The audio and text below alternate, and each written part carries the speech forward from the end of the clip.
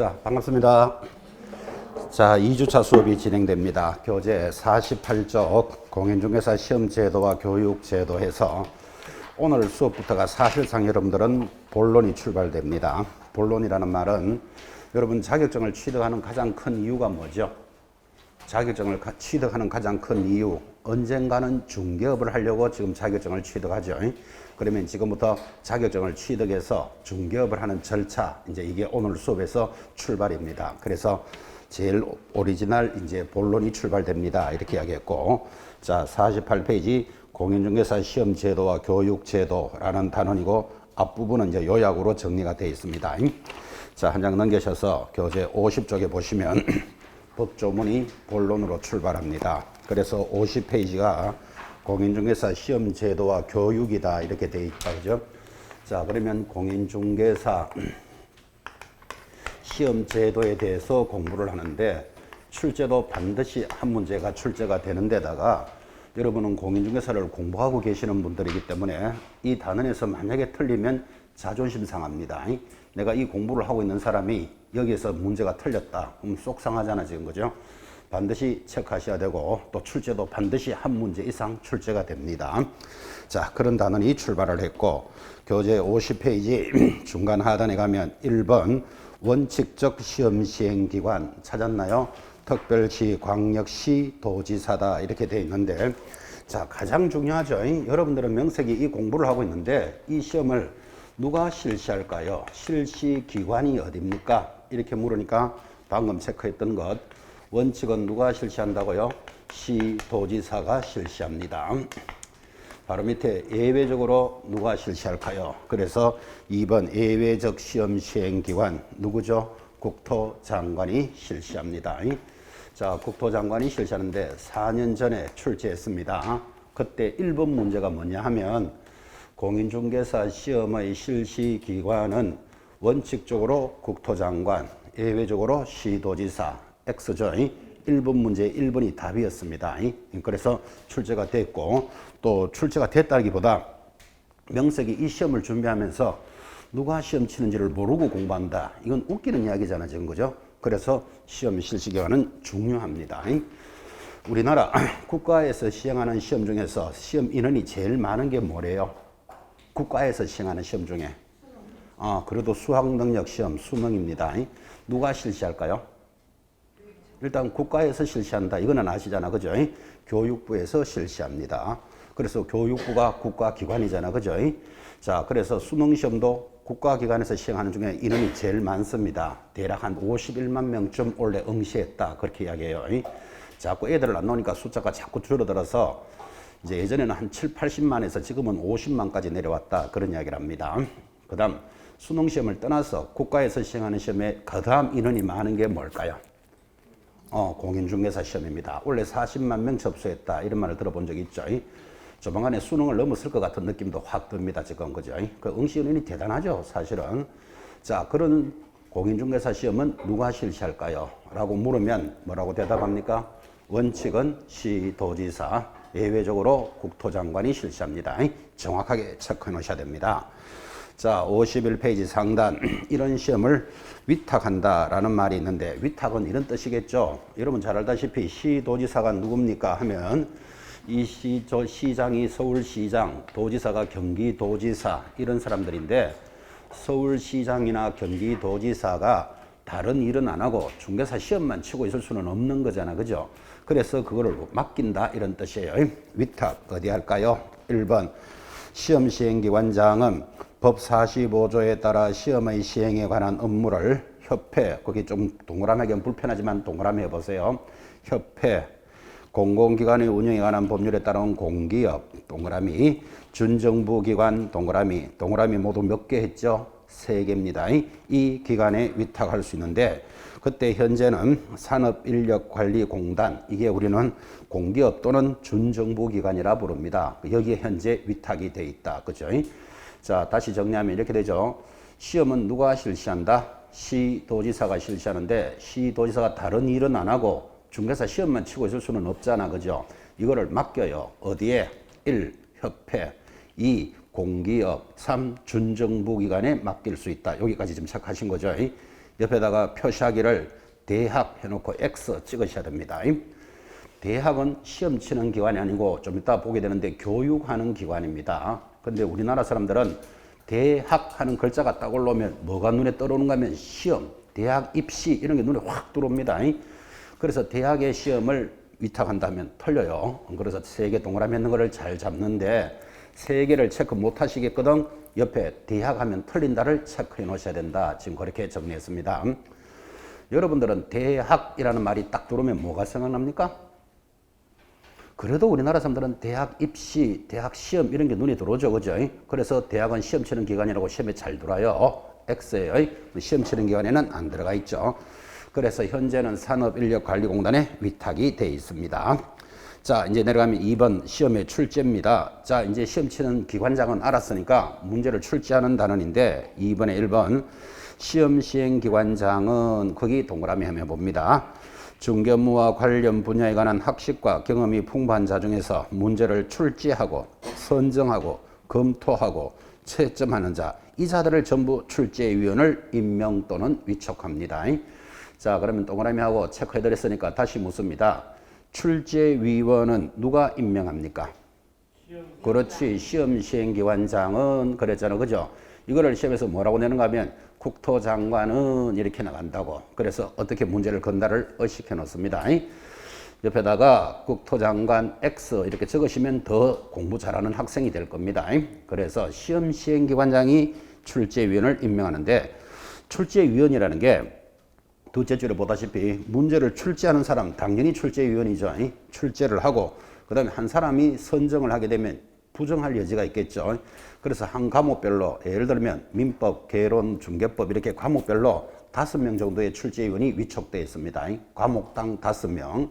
그럼 5명이 문제를 내가지고 이 문제에 대해서 선정하는 사람이 따로 있다 이 말이에요. 왜 그러면 자기가 출제하고 자기가 선정하면 부정할 여지가 높잖아요. 만약에 출제하러 나가면서 집에다가 38페이지 잘 봐 이러고 집에 가버리면 38페이지 있는 거 그대로 출제할 수 있다 이런 문제가 되잖아요 지금. 그죠? 그래서 출제는 여러 사람이 하더라도 선정하는 사람이 따로 있는 겁니다. 이해 가시죠? 자, 선정을 하고 그 다음에 또 검토하는 위원이 따로 있습니다. 왜? 어떤 애는 너무 어렵게 내고 어떤 애는 너무 쉽게 내면 안 되잖아. 그죠?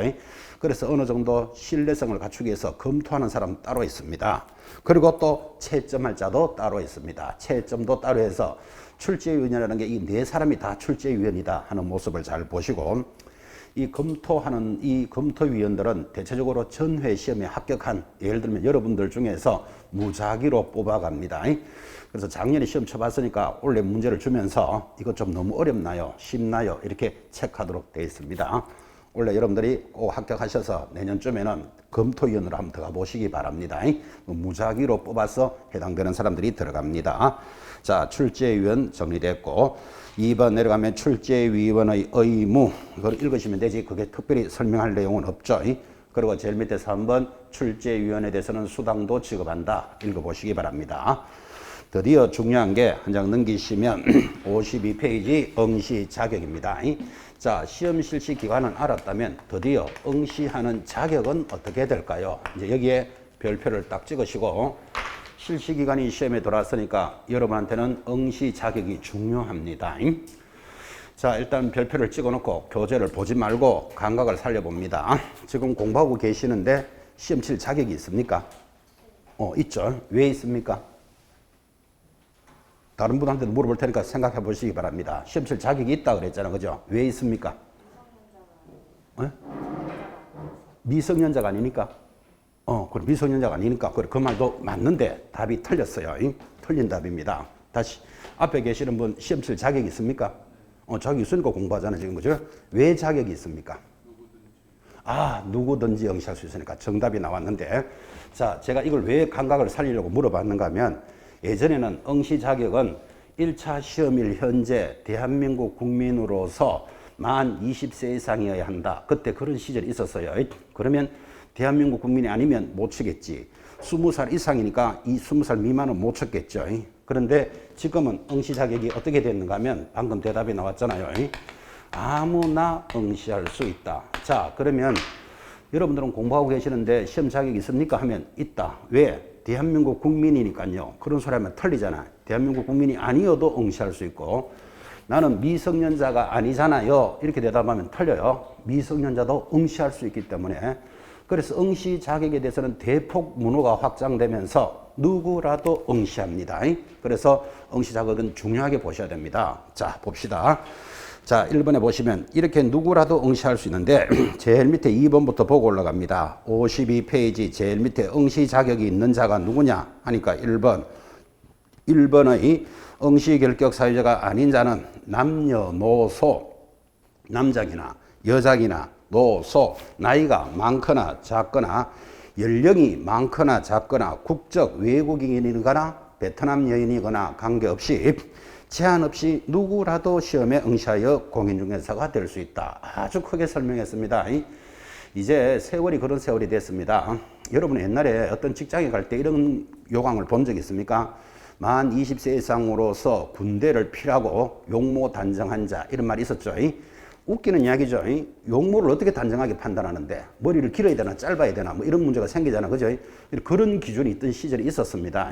그 인격을 모독한다 이래서 지금은 응시 자격에 대해서는 제한하지 않습니다. 누구라도 응시는 해라. 그 대신에 필요한 기관에서 자기들이 필요한 사람을 뽑으면 될 거잖아. 그죠? 응시 자격을 제한할 필요는 없다라고 세월이 바뀌는 거예요. 그래서 공인중개사 시험도 1차 시험 현재 만 20세 이상으로서 대한민국 국민인 자 이런 게 없어지는 거예요. 누구라도 응시할 수 있다. 자, 아무나 응시할 수 있기 때문에 시험 문제는 이렇게 겁니다. 제일 밑에 2번 그러므로 자, 미성년자 공인중개사가 될 수 있다 없다? 당연히 있겠죠. 자, 다시 문제를 묻습니다. 그럴 일도 없지만 10살짜리가 중개사 시험에 응시할 수 있다 없다? 있겠죠. 시험 치면 된다 안 된다? 모르지. 누가 된다고 그러는데 지금 모르죠. 만약에 합격을 했으면 자격증이 나갈까요 안 나갈까요?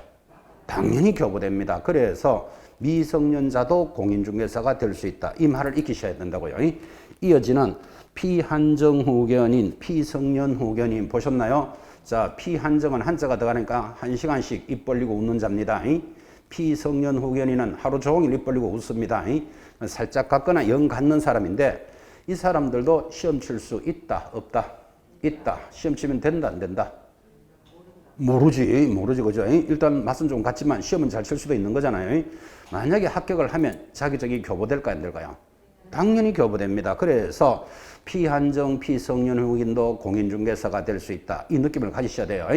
자, 옆에 보시면 외국인도 가능하고 집행유예 기간 중인 자. 그럼 집행유예기나 말기나 지금 교도소에 가 있는 자도 시험에 응시할 수 있다 없다? 당연히 있습니다. 아무나 응시할 수 있다 그랬잖아. 그죠? 그럼 죄를 짓고 교도소에 있는 사람도 지금 시험에 응시할 수는 있다고. 그 사람이 응시하면 될까요 안 될까요? 모르지. 시험을 쳐봐야 알죠. 근데 만약에 합격을 했다. 자격증이 교부될까요 안 될까요? 당연히 교부됩니다. 그러면 현재 교도소에 있는 자도 공인중개사가 될 수는 있지만 교도소에 있는 동안에 중개업을 못한다는 건 이해하시겠죠. 그래서 오늘 마지막 시간에 배우지만 교도소에 있는 자가 자격증이 있더라도 교도소를 졸업한 날, 그거를 출소한 날이라 그래요. 졸업한 날로부터 3년이 지나야 중개업을 할 수 있다. 이렇게 공부를 해요. 그래서 교도소에 있는 자를 뭐라 부른다? 결격사유자라 그래요. 중개업을 못하니까. 다시 말하면 결격사유자도 공인중개사가 될 수 있다. OX, O예요. 굉장히 지금 강조했어요. 그래서 공인중개사가 되는 것은 제한하지 않는다니까요. 그 대신에 이제 살짝 갖는 사람이 중개업을 할 수는 없다는 건 이해하시겠죠. 그죠? 그런 사람을 결격사유라고 그랬습니다. 자, 그러면 크게 강조하기를 시험 칠 자격이 있는데 왜 있습니까? 누구라도 응시할 수 있기 때문에. 그런데 지금부터 출발하는 응시 불가자가 있으니까 시험에서 얼마나 중요하겠습니까?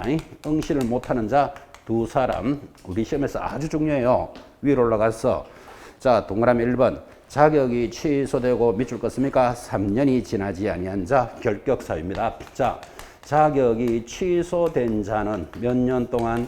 3년 동안 응시 불가. 두 번째 동그라미 2번 찾았습니까? 부정행위로 인한 무효 처분일로부터 5년이 지나지 아니한 자. 시험에서 부정행위를 한 자 적발이 되면 처분받은 날로부터 몇 년 동안? 5년간 제한합니다. 그래서 시험은 누구라도 칠 수 있다고 했는데 못 치는 이 두 사람이 우리 시험에서는 굉장히 중요하게 관리합니다. 거의 매년 나옵니다. 자, 자격증이 있다가 취소된 자는 3년 동안 응시할 수 없다. 시험에서 부정행위로 적발된 자는 몇 년? 5년간 응시할 수 없으니까 여러분 이렇게 필기를 하시면서 나도 여기 하나 해당되는데 그러면 이번 시간 끝나고 집에 가셔야 돼요. 응시도 못하는데 지금 여기 있어가 될 문제가 아니잖아. 그죠? 근데 이번 시간 끝나고 나가는 사람 보면 남들이 아니까 오늘은 어차피 수업 다 들으시고 이제 내일부터 안 나오는 사람은 여기 해당된다 이렇게 보시면 돼요. 결석하지 마라 이 뜻입니다. 지금. 그래서 누구라도 응시할 수 있는데 못하는 두 사람이 아주 중요하다. 반드시 익히셔야 됩니다.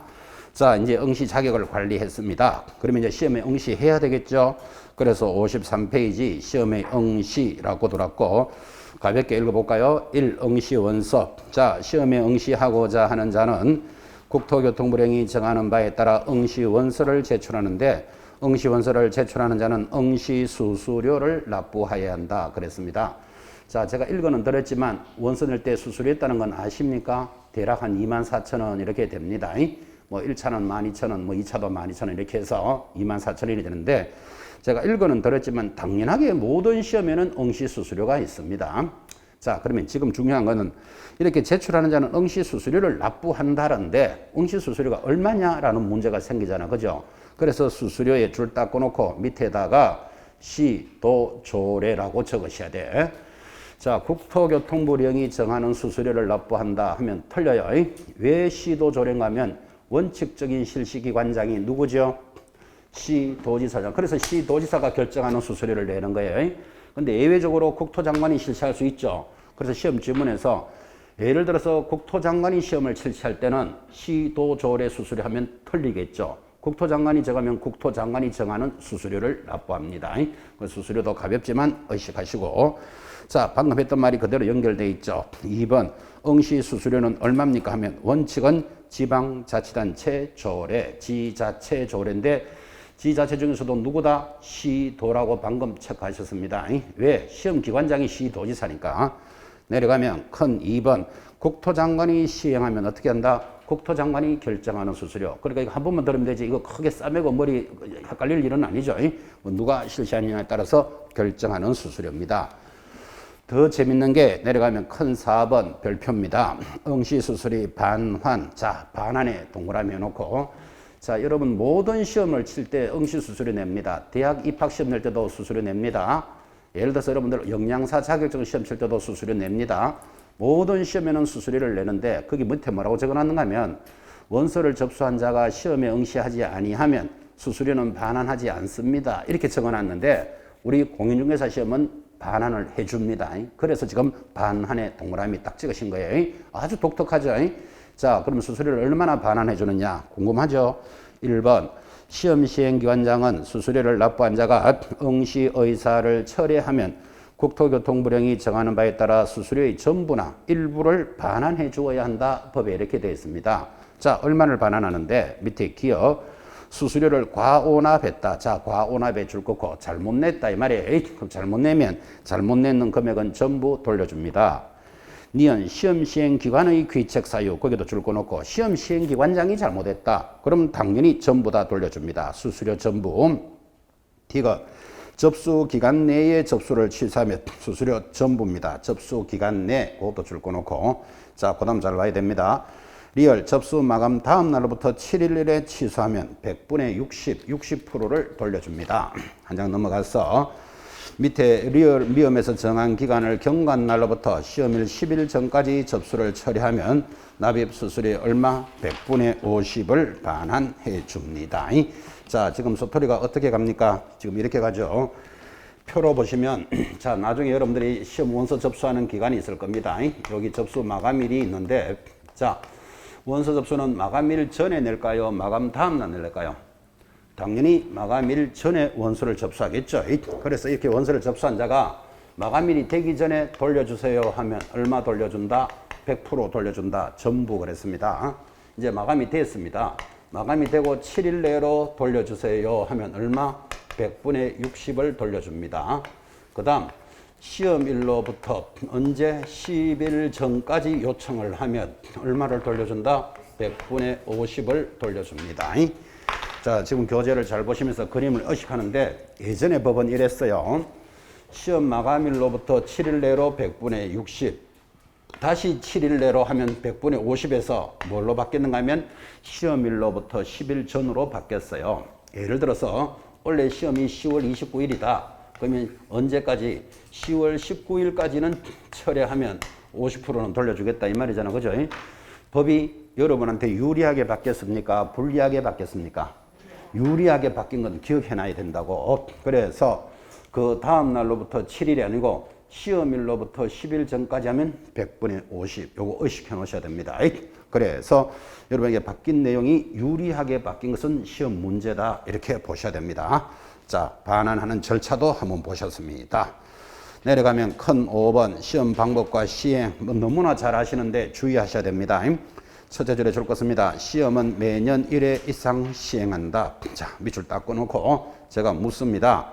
시험은 매년 1회 시행한다. O, X. X입니다. 1회 이상 시행합니다. 이상의 동그라미. 대충 공부하신 분들은 아니 1년에 한 번 치잖아요. 이러고 있으면 날새요. 여러분 너무나 잘 알다시피 모든 국가고시는 1차 시험과 2차 시험으로 구분이 되어 있습니다. 뭐 너무나 잘 알지만 1차 과목이 뭐죠? 민법, 개론 있다는 거 아시죠? 2차 과목에 여러분이 제일 좋아하시는 것 뭐죠? 중개사법 지금 하고 있습니다. 공포의 공법도 있습니다. 그리고 공시세법이 있는데 모든 국가고시는 1차 시험에 합격한 자를 모아서 2차를 칩니다. 그런데 우리 공인중개사 시험만 유일하게 1차와 2차로 구분은 하되 동시에 시행합니다. 자, 동시에 시행하니까 1년에 한 번 있다라고 이해하기가 쉽지만 항상 1차 시험에 합격한 자를 모아서 2차를 칠 수 있으니까 법에는 뭐라고 돼 있다? 1회 이상 시행한다. 이게 정확하게 돌아 있다고. 근데 대충 자기 생각대로 1년에 한 번 치잖아요. 이러고 있으면 날 샌다 이 말이에요. 그래서 1회 이상의 동그라미 딱 찍어 놓으셔야 됩니다. 자, 시험을 이제 시행하는 걸 보셨다면 드디어 2번 시험의 공고입니다. 개정이 2020년 11월 24일이다 이렇게 되어 있고, 자 1번 계략적 공고, 거기 셋째 줄에 보면 2월 말일까지 이렇게 되어 있죠. 그죠? 2월 말에 동그라미. 자, 여러분은 어떻게 생각하십니까? 지금 공부를 시작하셨는데 원래 시험이 3월 달에 있을지 5월 달에 있을지 시험을 원래 없을지 모르고 공부한다면 굉장히 불안하잖아 마음이. 그죠? 그래서 우리 법에는 계략적으로 공고를 해줘라. 언제까지? 2월 말일까지. 2월 말이니까 이제 다음 달인데 예를 들어서 2월 말일까지 원래 시험은 10월 29일입니다. 이렇게 계략적으로 공고를 해줘라 이 말이에요. 2월 말 이거 체크해 놓으셔야 됩니다. 시험에서 2년 전에 12월 말까지 이렇게 해서 틀리게 처리한 적도 있어요. 2월 말까지 예정 공고를 해주고 예정됐으면 이제는 확정도 해줘야 되잖아. 그죠? 그래서 내려가면 2번 구체적 공고 하여 거기 2번의 셋째 줄 끝에 시험 시행일로부터 며칠 전에 90일 전에 확정을 해줍니다. 90일 동그라미. 자, 그러면 원래 시험이 예를 들어서 10월 29일이다. 이렇게 예비 공고를 했으면 90일 전에 확정해주라 이랬잖아요. 그러면 9월 29, 8월 29, 7월 29일까지는 확정시켜주라 이렇게 이야기되어 있습니다. 그래서 90일 전인데 이거를 시험에서는 60일 전으로 문제를 낼 겁니다. 그래서 바뀐 거기 때문에 잘 보라고. 그 개정됐다고 되어 있잖아요. 지금 그죠? 여러분들은 어떻게 생각하죠? 시험일로부터 60일 전에 확정해 주는 게 좋습니까? 90일 전에 해주는 게 좋은 겁니까? 90일 전, 하루라도 빨리 해주는 게 유리한 거잖아. 그죠? 그 유리한 조문을 60일 전으로 불리하게 만들면 안 된다고. 그죠? 그래서 이런 게 별거 아닌 것 같지만 중요합니다. 그래서 시험 치는 사람들을 도와주기 위해서 예정 공고는 언제까지 한다? 2월 말까지 예비 공고 해줘야 되고, 그럼 확정은 언제까지 해준다? 시험일로부터 90일 전에 확정해 줍니다. 그래서 이제 확정이 되어야만 모든 시험이 정상적으로 돌아가는 거죠. 근데 원래 2월 말까지 예비 공고하지만 사실은 지금 예비 공고가 돼 있습니다. 왜 그런가 하면 내년에 시험 쳐야 될 국가고시에 대해서 12월 말 전에 국가가 벌써 일정표를 다 만들어서 발표를 합니다. 거기 발표 났는데 보니까 우리 공인중개사 시험은 매년 10월 마지막 토요일이라고 날짜가 딱 명기되어 있어요. 그래서 벌써 우리는 2월 말이 안 됐지만 알고 있다고. 언제? 10월 29일이 원래 시험일 것이다. 이렇게 예비 공고되어 있지만 크게 바뀔 일이 있다 없다. 거의 그대로 확정이 됩니다. 그래서 법 조문으로 들어오는 모습을 잘 익히셔야 됩니다. 이런 내용들이 별것도 아닌 것 같지만 왜 중요한가 하면 이런 게 없으면 여러분들은 지금 내가 공부를 하는데 내년에 시험이 있을지 없을지 5월 달에 칠지 11월에 칠지 모르고 공부한다는 게 얼마나 불안해요. 그래서 편리하게 해주는 이런 조문들은 놓치면 안 됩니다. 별것도 아닌 것 같지만 시험 방법 보셨고, 자 내려가면 시험 방법 너무나 잘 아시죠? 3번에 1번 원칙 1차와 2차로 구분하여 시행하되 다른 날 시행하는 게 원칙이다. 그죠? 그런데 155페이지 제일 오른쪽 올라가면 상단 왜 구분은 하되 동시에 시행한다. 지금 전부 구분은 하되 동시에 시행하고 있습니다. 가볍게 읽으시면 되고, 자 또 4번이 중요합니다. 시험의 일부 면제 별표 딱 찍으시고, 자 제1차 시험에 합격한 자에 대해서는 다음 해 시험에 한하여, 거기 한하여의 동그라미 그 단어가 빠지면 틀려요. 한하여 1차 시험을 면제한다. 그때 다음 연도가 아니라 다음 해 한한다라는 해에다가 다시 동그라미 찍으셔야 돼요. 대충 보면 거의 무조건 알고도 다 틀립니다. 자, 지금 뭐라고 이야기했는가 하면 시험의 면제는 딱 조건이 하나밖에 없습니다. 1차 시험에 합격한 자는 다음 해 하나여, 다음 해라고 이야기했잖아. 그죠? 다음 해 하나여 1차를 면제해 주는데, 여러분 슬쩍 발음도 비슷하게 다음 해 하면 틀린다. 이거 표시해 놓으셔야 돼요. 왜 그런가 하면 내년에 다음에는 시험을 안 칠 수도 있기 때문에 다음 해 하면 틀려요. 다음 해를 1차를 면제해 줍니다. 그러면 원래 여러분들 시험이 33회 시험이죠. 그러면 32회 때 1차를 합격한 자는 언제만 면제해 준다? 33회만 면제해 준다. 이 말이에요. 내년에 면제해 주는 게 아니라는 것을 의미 있게 잘 보셔야 돼요. 그 다음에 그때 한하여의 동그라미를 했는데 한하여를 빼버리면 다음 해 만약에 1차를 면제해 준다. 그러면 33, 34회, 35회, 36회 중에서 내가 유리한 날 한번 면제받으면 혹시 훨씬 유리한데 법에 그렇게 안 돼 있다고 다음 해 한하여 그랬으니까 33회만 면제해 주는 거예요.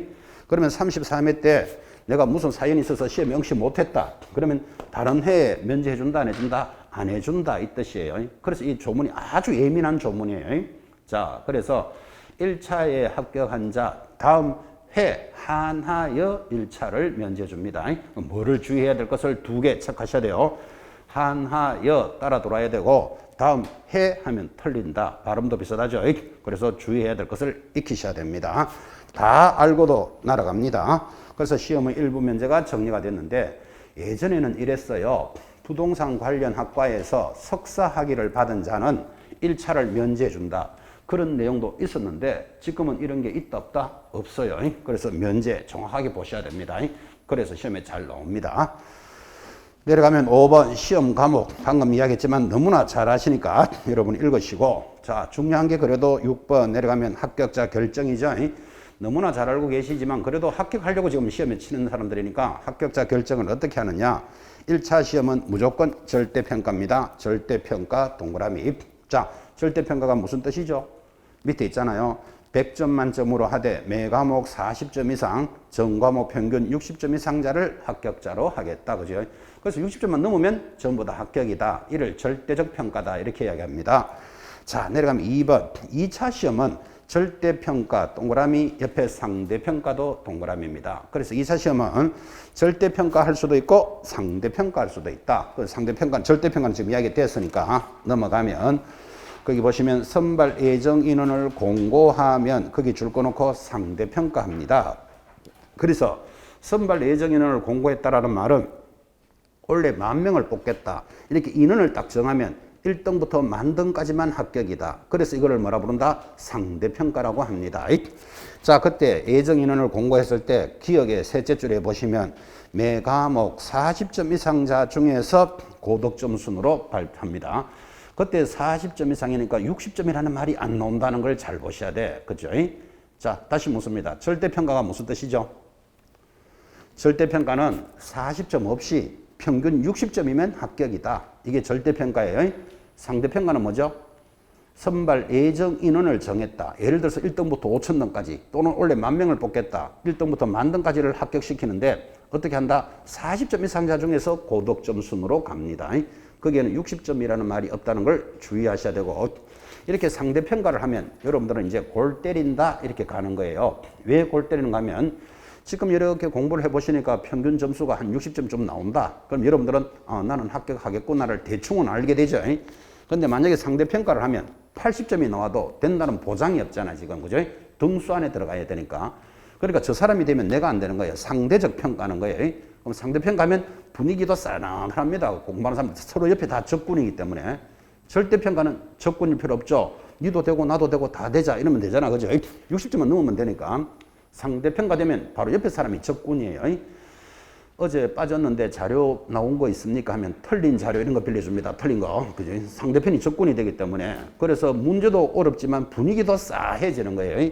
그래서 앞으로 지금 자꾸 상대평가 한다는 말이 여러분 들리고 있습니까? 왜? 숫자를 줄이려고 하는 거예요. 그래서 원래 여러분들은 33회를 준비하는 수험생들은 원래 상대평가 할까요? 절대평가 할까요? 모르지. 왜 그런가 하면 시험이 확정돼 봐야 알잖아, 지금. 그죠? 그래서 7월 29일 확정될 때 예민하게 보셔야 돼요. 근데 안 봐도 원래는 절대평가 할 거예요. 왜 그런가 하면 원래 7월 29일 갑자기 원래 이번 시험은 상대평가합니다. 그러면 여러분들이 불리하잖아. 지금까지 절대평가하다가 이런 걸 막으려면 어떻게 해야 된다? 사전에 공고를 해줘야 돼. 예를 들면 내후년부터 상대평가합니다. 그러면 원래 이제 상대평가 안 하는 건 확실하게 정해져 있잖아. 그죠? 그래서 작년 시험에서 그런 걸 공고 안 했기 때문에 원래는 안 봐도 절대평가 하는 거예요. 근데 원래 요강을 잘 보면 이제 내후년부터는 상대평가입니다. 그러면 이제 2년 뒤부터 상대평가 들어가는 거예요. 지금 이런 이야기가 굉장히 많이 돌아다니고 있습니다. 여러분도 알다시피 지금 장롱 속에 있는 자격증이 너무 많다 이런 말 가끔 들으시죠. 또 해마다 합격자가 너무 많이 나온다. 그래서 이거를 줄이는 방법이 상대평가를 하거나 시험을 2년마다 한 번씩 치는 거예요. 지금은 매년 치잖아요. 그럼 올해 안 되면 내년에 한 번 더 해도 되죠. 근데 2년마다 응시하면 2년에 한 번 쳐가지고 안 됐어. 다시 2년이 걸려야 시험 치는 4년 되는 거예요. 4년. 그럼 일반인들은 4년 동안 이 공부 매달려서 잘 못 있습니다. 그러니까 만약 2년마다 실시한다. 그럼 원래 시험 안 되면 거의 안 된다고 보셔야 돼. 또 4년까지 이때 공부한다는 게 쉬운 이야기가 아니잖아요. 이게 지금 그죠?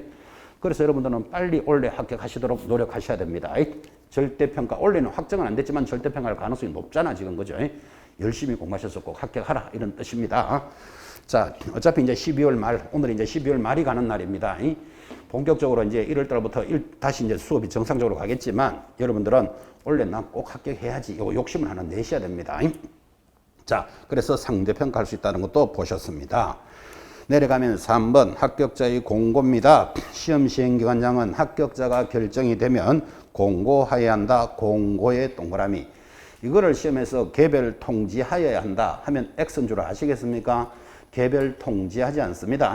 공고합니다. 공고의 동그라미 딱 찍어놓고 밑에다가 개별 통지 X 이런 걸 적어야 공부 잘하는 학생이 된다 그랬죠.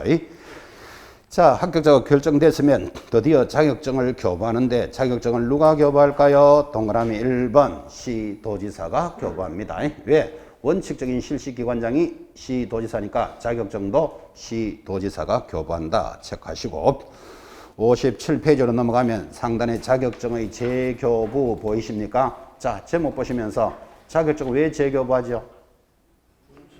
분실하거나 잊어버리거나 못 쓰게 되면 재교부한다. 상식이죠. 그럼 이 단어를 왜 넣는가 하면 이때 재교부 받을 때는 수수료가 있다. 이게 시험에 나온다고요. 그래서 내려가면 3번 행정수수료를 납부합니다. 그거 별표 찍어놓고 자격증 재교부를 신청하는 자는 해당 지자체 시도 조례로 정하는 바에 따라 수수료를 납부합니다. 그게 시험에 나옵니다. 자, 뭘 조심하는가 하면 합격하면 자격증을 받죠. 교부할 때는 수수료가 있다 없다? 그때는 없어요. 근데 재교부 받을 때는 수수료 있다. 이게 시험에 나온다 이 말이에요. 그러면 자격증을 처음 내줄 때는 왜 수수료 안 받을까요? 그거 받으려고 원서 낼 때 돈 내고 시험 쳤잖아요. 그래서 합격하면 그냥 자격증은 교부해 주는 거예요. 근데 이거를 다시 받으면 재교부할 때는 수수료 있다. 이게 시험에 들어오니까 익혀 놓으셔야 됩니다. 넘어가서 이렇게 받았던 자격증을 양도 대여를 금지한다. 동의하시겠습니까? 별것도 아닌데 자격증 양도 대여는 시험에 너무나 잘 나옵니다. 그러면 여러분들 시험에서 자격증을 양도 대여할 수 있습니까? 이런 문제는 묻지 않습니다. 양도 대여를 하면 어떻게 될까요? 59페이지 상단 위반 시의 제재 별표 찍어놓고 이를 위반하여 자격증을 양도 대여한 자는 자격 취소 사유에 해당되고 자격 취소 동그라미입니다. 자격증을 취소시키고 바로 밑에 얼마? 1년 징역 1,000만 원 벌금이에요. 아, 그래서 자격증 빌려주고 빌려받으면 벌 셉니다. 이 추운 날에 1년 징역 갑니다. 1년 징역 또는 1,000만 원 벌금이고, 자격증은 당연히 취소시키는 건 상식이고, 빌려주면 그죠? 그게 매년 시험에 나옵니다. 별것도 아닌 것 같아도. 9번 유사명칭의 금지입니다. 자, 9번의 첫째 줄. 공인중개사 아닌 자 줄 딱 꺼놓고 공인중개사나 유사명칭을 사용하지 못하는데 이를 위반하면 얼마? 1년 징역 1,000만 원 벌금. 그러니까 여러분은 자격증에 관련되는 제재는 전부 1년 징역 1,000만 원 이렇게 딱 잡는 거예요. 밖에 나가면 공인중개사도 아닌 자가 명함에 나 공인중개사요 이렇게 영업하는 사람이 있을까요? 없을까요? 있겠지. 이를 뭐라 부른다? 유사명칭 사용을 금지한다 이런 뜻이에요. 위반하다가 적발되면 1년 징역 1,000만 원 벌금입니다. 자, 넘어가면 60페이지 공인중개사 정책심의위원회가 들어오는데, 이 공인중개사 시험 제도를 지금까지 쭉 들으셨던 것들은 내용을 잘 아시는 내용들이고 또 시험에 들어오더라도 크게 부담스럽진 않죠. 근데 이제 지금부터 어려워요. 어디? 지금 공인중개사 정책심의위원회에 관련되는 문제가 들어오면 어려운데, 자, 여기서 이제 이번 32회 때도 여기서 문제가 출제됐었어요. 그때 위원회에 동그라미를 딱 찍어 놓습니다. 그래서 요 단원이 좀 어려우니까 감각을 살리시는데, 위원회를 왜 동그라미 했는가 하면 우리나라는 무슨 큰일이 있으면 전부 위원회를 만듭니다. 예를 들어서 코로나가 막 돕니다. 여러분 코로나 대책위원회 있다는 거 아십니까? 세월호가 물에 빠졌잖아, 그죠? 그러면 세월호 대책위원회라는 게 있다니까요. 그래서 어떤 내용에 대해서 위원회를 만들어 놓고 시작한다니까요. 그러면 지금 이 단어는 공인중개사 시험은 중요한 정책이기 때문에 공인중개사 정책에 대한 심의하는 위원회가 있습니다. 여기서 문제가 나오면 좀 어려운데, 자, 제일 밑에 박스 밑에 1번입니다. 공인중개사의 업무에 관한 중요한 사항을 심의하기 위하여 심의의 동그라미 국토교통부의 정책심의위원회를 줄 것입니다. 둘 수 있다. 이 말은 무슨 말이죠? 둬도 되고 안 둬도 되는 임의적 기관입니다. 이거를 시험에서 뭐라고 내겠습니까? 두어야 한다 이렇게 들어온다고. X에 둘 수 있다 체크해 놓으시고, 자, 본격적으로 61페이지 상단 정책심의위원회 심의사항 왕별을 딱 그립니다. 자, 심의사항이 왜 왕별인가 하면 심의사항이 모두 몇 개지요? 4개. 문제 내기가 얼마나 좋겠어요. 그죠? 자, 여기서 심의하는 것 1번 손해배상의 책임. 자, 손해배상의 밑줄. 2번 공인중개사의 시험 등 자격 취득에 관한 사항. 자격 취득 밑줄. 3번 보수의 변경 밑줄. 4번 중개업의 육성 밑줄 긋습니다. 자, 그럼 이 4가지를 심의하니까 여러분 감각적으로 쓸데없는 거 하나 딱 걸어놓고 심의사항이 아닌 것은 물어두는 게 당연한 문제겠죠. 지금 거기 심의사항 1, 2, 3, 4는 이 책의 저자가 순서를 바꾼 거예요. 왜 바꾸는가 하면 자기 암기 코드를 넣으려고 지금 그래 하는 거예요. 그래서 1, 2, 3, 4 순서가 다른데, 아니 순서가 맞고 암기는 중요하지 않고 법조문에는 이렇게 돼 있어요. 심의사항이 무엇입니까? 지금 줄 끊는 겁니다. 자격을 취득하는 것에 대하여. 2번 중개업의 육성에 대하여 심의합니다. 3번 중개 보수의 변경. 4번 손해배상의 책임. 법조문의 순서는 이렇습니다. 순서가 중요한 건 아니고 일단 4가지 이게 심의사항이다라는 게 중요한데, 자, 여러분 지금 교재에 있는 그 심의사항을 보시면서 법에는 이렇게 되어 있다 그랬잖아요. 그래서 이렇게 공부합니다. 이거를 암기하셔야 된다. 그러니까 자, 중, 보, 손을 심의합니다. 이렇게 공부하는 사람도 있는데 안 하는 것보다는 낫겠지만, 자, 중, 보, 손 해놓고 자가 뭐죠? 하면 몰라요. 이러면 이제 날 새는 거잖아요. 지금 이게 그죠? 그래서 앞 글자를 따서 이렇게 암기하지 말고 이 단어는 가만히 보면요. 여러분들에게 제일 중요한 걸 여기서 심의합니다. 자, 한번 물어봅시다. 지금 여러분 이렇게 공부하고 계시는데 여러분한테 제일 중요한 게 뭡니까? 자격을 취득하는 게 중요하지 대통령 누가 되는 게 중요 안 합니다. 여러분들은 지금. 그죠? 그래서 자격을 취득해야 뭐를 할 수 있다? 중개업을 합니다. 중개업을 해야 중개보수를 받습니다. 보수를 받고 일하다가 손해배상 책임이 발생하면 손해배상 책임을 여기서 심의합니다. 예를 들어서 법인은 2억 가입하고 영업해라. 공인중개사는 1억 가입하고 영업해라를 여기서 결정한다고요. 자, 그러면 심의사항은 자중보손 이렇게 앞글자를 따서 암기하는 게 아니고 여러분한테 현재 시점에서 제일 중요한 걸 심의한다. 자, 제일 중요한 게 여러분 뭐죠? 자격을 취득하는 게 제일 중요해요. 그것 때문에 지금 이 시간에 와서 고생하시잖아. 그죠? 자격을 취득해야만 뭐를 할 수 있다? 중개업을 할 수 있습니다. 중개업을 해야 뭐를 받습니까? 중개보수를 받습니다. 보수를 받고 일하다가 손해배상 책임에 대한 사항을 여기서 심의합니다. 자, 이렇게 해서 이 네 가지를 스토리로 기억하시라고 이거를 앞글자를 따가지고 외우는 게 중요한 게 아니다 이 말이에요. 그죠? 지금 시점에서 여러분에게 제일 중요한 것들을 심의하는 기관입니다. 여러분 누가 뭐라 그래도 지금 현재 시점에서는 자격 취득하는 게 제일 중요하지 않나요? 자격을 취득해야 뭐를 할까요? 중개업을 합니다. 중개업을 해야 뭐를 받습니까? 보수를 받습니다. 보수를 받고 일하다가 의뢰인에게 손해를 입히면 손해배상 책임을 여기서 심의한다. 스토리로 4개를 딱 잡으시고 그 바로 밑에 보면 2번 심의사항의 구속력 하여 심의위원회에서 공인중개사 자격 취득에 관한 사항, 자격 취득 동그라미 하셔야 돼요. 시도지사는 이에 따라야 한다. 지금 이게 무슨 말인가 하면, 자, 시도지사에 관련되는 사항으로서 자격 취득은 시도지사가 시험을 치니까 반드시 이 사람을 구속한다라는 말은 시험위원회에서 결정한 것을 시도지사는 따라야 한다. 이 말이에요. 이거 시험에 뭐라고 낼까요? 중개보수는 시도지사가 따라야 한다. 그러면 틀려요. 그래서 잘 보고 계셔야 된다고. 밑에 있는 구속력 하는 건 그거예요. 여기서 결정을 하면 시도지사는 따라야 한다. 그거 하나 체크합니다. 자, 이제 내려가면 구성과 운영입니다. 자, 1번. 이 정책심의위원회는 이런 것을 정리하기 위해서 어떻게 구성을 합니까? 하니까 위원장 1인을 포함하여 포함의 동그라미 이거를 제외하고 출제한 바 있어요. 포함하여 7에서 11명으로 구성을 합니다. 이게 이제 원래 시험 문제이기도 한데 작년에 수업할 때도 그랬어요.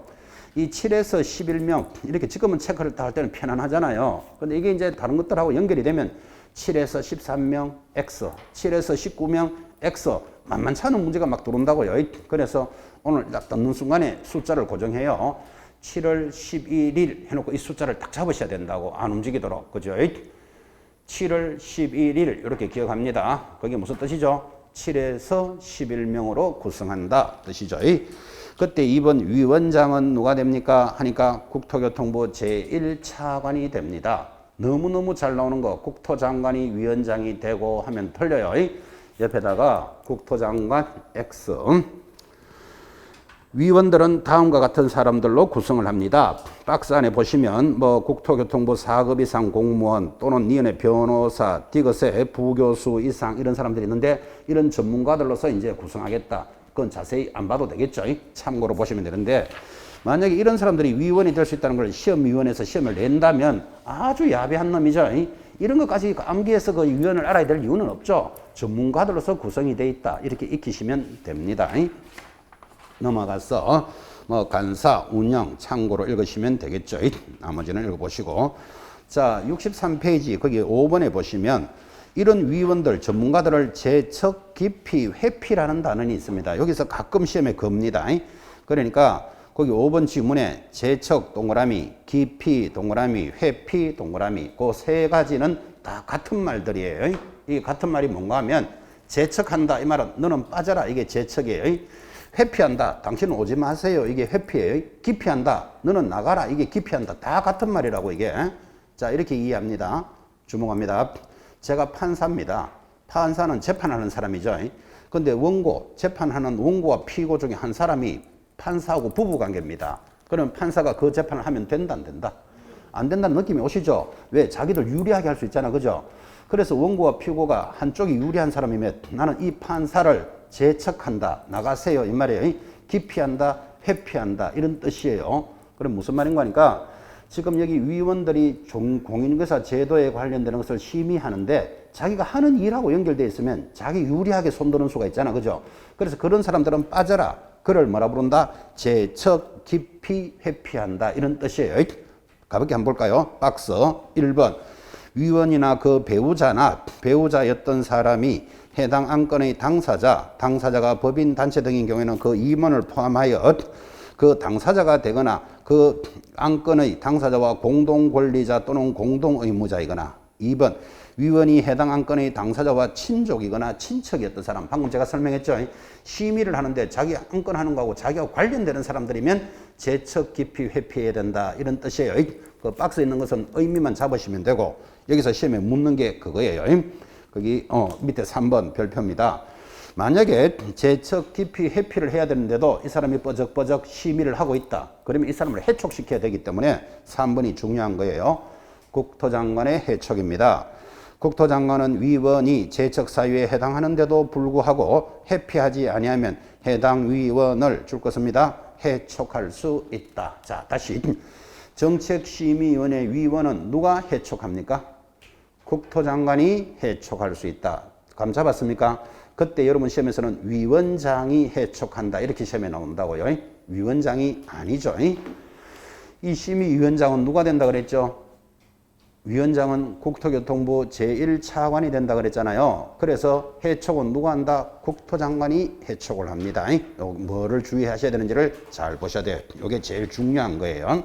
자, 그렇게 해서 공인중개사 정책 제도에 대해서 정리를 하셨습니다. 그래서 이번 1교시는 공인중개사 시험 제도는 좀 편안하죠. 주의해야 될 것들만 강조를 많이 했습니다. 1회 시행한다면 틀려요. 1회 이상 시행한다. 그 다음에 시험 시행 기관장이 원칙과 외외로 돼 있고 응시 자격은 너무너무 중요합니다. 이거는. 그래서 응시 제도와 그 다음 비교적 어려운 게 정책심의위원회인데 심의위원회에서 심의하는 게 모두 4가지다. 이래서 시험에 잘 나오는 거예요. 어떻게 기억한다 그랬죠? 스토리로 기억합니다. 자격을 취득해야 중개업을 할 수 있고 중개업을 해야 보수를 받을 수 있습니다. 보수를 받고 일하다가 손해를 입히면 손해배상 책임을 여기서 심의한다. 이게 제일 중요한 파트죠. 자, 그래서 제4조 공인중개사 제도는 가볍게 1시간을 했는 겁니다. 이제 65페이지 이제 교육제도 하여 이제 이렇게 중개사를 자격증을 땄으니까 드디어 이제 중개업을 하는 절차로 접어듭니다. 중개업을 하려면 제일 먼저 뭐부터 받아야 된다? 교육부터 받아야 돼. 그래서 이제 교육하는 단원이 출발을 합니다. 10분 쉬었다가 해맑은 정신으로 교육 체크합시다.